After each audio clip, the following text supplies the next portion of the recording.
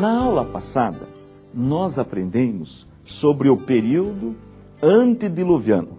Aprendemos que ao lermos os 7 primeiros capítulos da Bíblia, nós vamos percorrer 1656 anos de história, segundo a cronologia bíblica. Aprendemos também que a idolatria surgiu depois do dilúvio. Por quê? Porque nós não encontramos nada sobre idolatria nos primeiros 7 capítulos da Bíblia. Logo, nós já sabemos que foi depois. Está lembrado do nosso mapa do crescente fértil? Que eu pedi para você desenhar no seu caderno? Você está com o seu caderno aí, lápis, papel na mão? Vai precisar. Bem, nós já aprendemos que o homem surgiu na Mesopotâmia. Está lembrado desta palavra?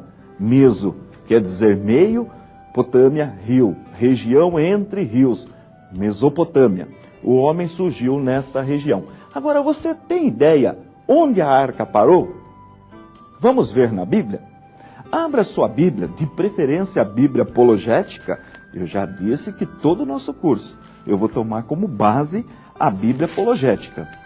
Abra sua Bíblia no capítulo 8 do primeiro livro, livro de Gênesis, versículo 4. Diz assim: e a arca repousou no 7º mês, no dia 17 do mês, sobre os montes de Ararat. Vamos ver onde fica esse monte no nosso mapa? Mais ou menos, detalhe, eu sempre vou falar número redondo, para facilitar o aprendizado, tá bom? Mais ou menos 800 quilômetros aqui em cima, mais ou menos 800 quilômetros desta região, no monte Ararat. Ararat.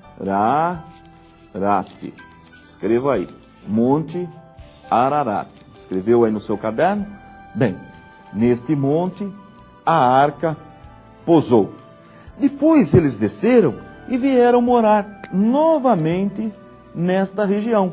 Desceram mais ou menos 800 quilômetros e ficaram morando nesta região. Agora, quem ficou morando? Vamos ver na Bíblia? Abra sua Bíblia em Gênesis, no capítulo 10, no versículo 1. Gênesis 10, versículo 1. Estas, pois, são as gerações dos filhos de Noé, Sem, Cão e Jafé, e nasceram-lhes filhos depois do dilúvio. Então, toda a população do mundo começa com estes 3 filhos de Noé, Sem, Cão e Jafé, morando esta região. Agora, veja que interessante. Pegue a sua Bíblia de novo, sempre na aula do pastor Antônio, Bíblia na mão. Gênesis capítulo 10, versículos 8 a seguir. Abra sua Bíblia. Vamos ler um trechinho da palavra de Deus. Olha que interessante. Gênesis 10, 8 a seguir. E Cuxi gerou a Nimrod. Este começou a ser poderoso na terra. E este foi poderoso caçador diante do Senhor. Por isso se diz, como Nimrod, poderoso caçador diante do Senhor.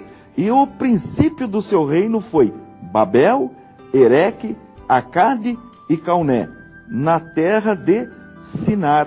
Da mesma terra saiu a Síria e edificou a Nínive, Rebote Ir, Calá e Rezém entre Nínive e Calá. Esta é a grande cidade. Olha que interessante. Então, o que nós aprendemos? Que Nimrod surgiu aí, olha um personagem, poderoso caçador na região da Babilônia, Babel, vamos aqui, olha, coloque no seu mapa aí, ó, Babel. Depois ele subiu mais ou menos 450 quilômetros e fundou Nínive. Outra cidade, Nínive, que é a capital, foi capital do Império Assírio. Babel, Nínive, 2 cidades importantíssimas, anote aí. E em volta de Babel 3 cidades, em volta de Nínive também 3 cidades. Este foi o reino de Nimrod. Bem, nós aprendemos que Nimrod, poderoso caçador, fundou a cidade de Babel, da onde vem Babilônia, Nínive, e mais 3 cidades em torno de Babel, 3 cidades em torno de Nínive. E é exatamente nesta geração, nesta época, que surge a famosa Torre de Babel. Está lembrado que Deus fez a confusão das línguas? Está lembrado desse assunto? Você encontra no capítulo 11 de Gênesis. Fica até de dever de casa para você ler. 11 de Gênesis. Então nós percebemos que o grande empreendedor, o grande construtor, o poderoso caçador foi Nimrod. E segundo a tradição babilônica, ele era tão famoso porque ele foi o primeiro a dominar, a domar, domesticar o cavalo, a utilizar o cavalo para a caça. Nós vemos até em sinetes da Babilônia, Nimrod sobre um cavalo caçando o leão. E diz a tradição que quando ele morreu, ele era tão famoso, fizeram uma imagem, uma estátua de Nimrod. E ele começou então a ser adorado. Começaram a adorar a sua imagem. Isto mais ou menos 100 anos depois do dilúvio. Aprendeu como surgiu a idolatria no mundo?